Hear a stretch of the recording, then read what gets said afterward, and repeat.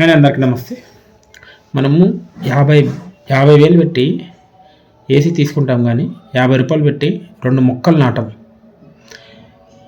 మనము ఏదైతే మనకు ఆరోగ్యాన్ని ఇస్తుందో దాన్ని మనం పెంచం. ఏదైతే మనం ఆరోగ్యాన్ని చెడగొడుతుందో దాన్ని తెచ్చి మనం ఇంట్లో పెట్టుకుంటాం. చాలామంది చూడండి, ఇండ్లు కడతారు, అన్నీ కడతారు, కానీ చెట్లను మాత్రం పెంచారు. పచ్చని చెట్లు ప్రగతికి మెట్లు.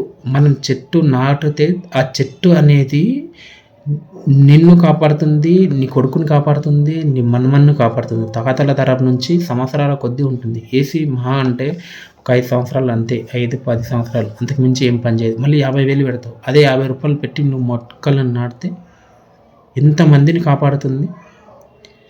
రాను రాను రాను రాను చెట్లను నరికేయడం వల్ల గాలి లేక శ్వాస అనేది కూడా తీసుకోవడం ఇబ్బంది అయిపోయి చాలామంది చనిపోయే ఛాన్సెస్ కూడా ఉంది. దయచేసి ప్రతి ఒక్కరూ, మనిషికి ఒక చెట్టు నాటినా కూడా ఎంతో ప్రకృతి పెరుగుతుంది. దయచేసి ఈ చెట్లను నాటాలి అని ప్రతి ఒక్కరిలో రావాలి. అప్పుడే కానీ సమాజం బాగుపడుతుంది, మనం ఆరోగ్యంగా కూడా ఉంటాం. చెట్లు లేక మనకు గాలి అనేది కూడా పొల్యూటెడ్ అయిపోయి చాలా అంటే చాలా ఇబ్బందులు పడుతున్నారు. చాలా శ్వాస తీసుకోలేక కూడా పోతున్నారు. రాను రాను రాను ఇది మరింత పెరిగే ఛాన్స్ ఉంటుంది.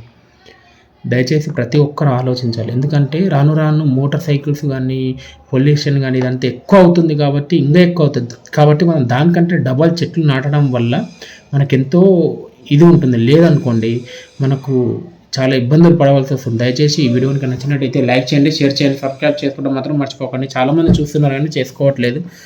Thank you.